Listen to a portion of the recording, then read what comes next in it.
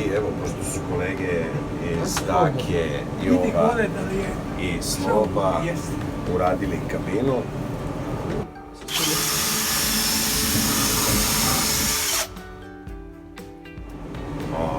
a prethodno, pre toga sa kolegom Gaborom iz Subotice smo promenili pod.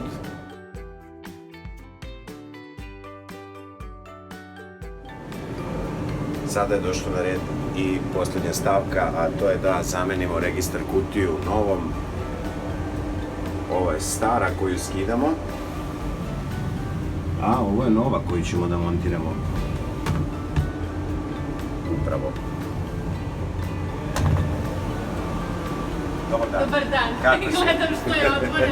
A ćete montirati? Menjamo, tako je. Vau, kako si na neki lepli. Hoće, evo, ovo je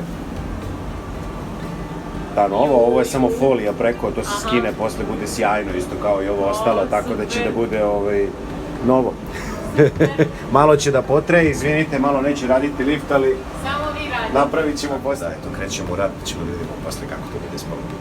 Evo vidite, kad naši kolege dragi iz Beograda misle na sve, ne pošalje vam samo tablu ovako pa sad ti misli, nego ti spakuje i šrafove, i to ne da imaš tačno, nego ako ti ispadne imaš i rezervu, sve ti spakuje.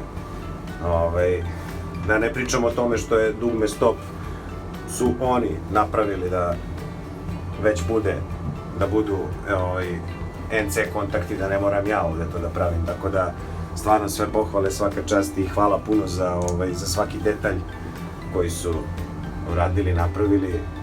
Evo sad ćemo se malo provozati.